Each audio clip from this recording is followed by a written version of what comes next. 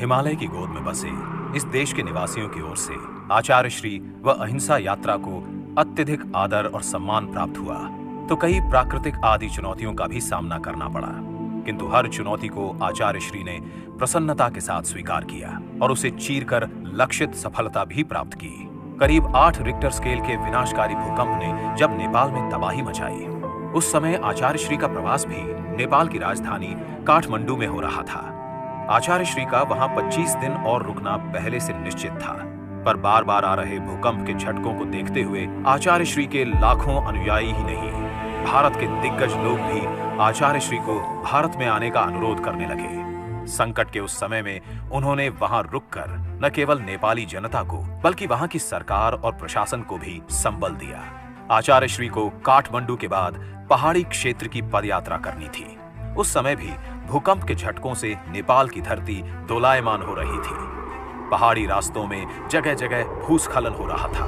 दृढ़ निश्चय से पहाड़ी मार्ग से आचार्य श्री अपनी पदयात्रा के संकल्प पर अडिग रहे और खतरनाक कहे जाने वाले 3 शताधिक किलोमीटर का सफर तय कर सकुशल यथेष्ट स्थान पर पहुंच गए। आचार्य श्री पर्वतीय पथ से काठमांडू पधारे तो हिमालय की सर्वोच्च चोटी सागरमाथा सहित कई चोटियां अहिंसा यात्रा की साक्षी बनी। आचार्य श्री ने पैदल चलकर जिस दिन 8,293 फुट पर आरोहण किया, उस दिन बर्फीली हवा के साथ तीव्र वर्षा प्रतिकूलता की स्थिति लिए हुई थी, किंतु आचार्य श्री ने उसकी परवाह किए बिना बादलारे के बीच में से पदयात्रा के द्वारा अपने गंतव्य को प्राप्त कर लिया।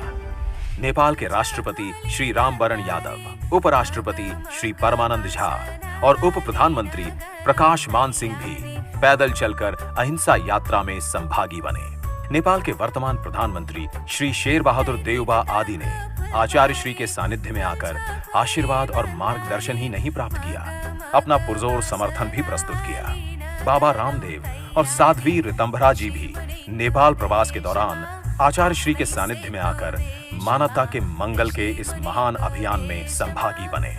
आचार्य श्री ने नेपाल के विराट नगर में चतुर्मास भी संपन्न किया, जो 13 पंथ धर्म संघ के किसी भी आचार्य प्रवर द्वारा विदेश में किया जाने वाला पहला चतुर्मास था।